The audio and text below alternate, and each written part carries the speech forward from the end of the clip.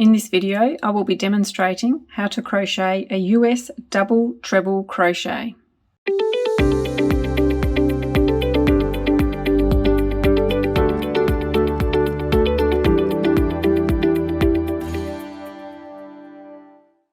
Yarn over 3 times on the hook.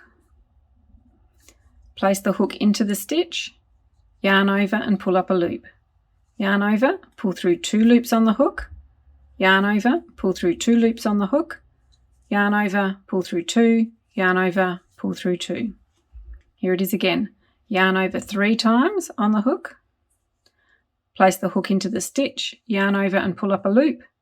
Yarn over, pull through 2, yarn over, pull through 2, yarn over, pull through 2, yarn over, pull through 2.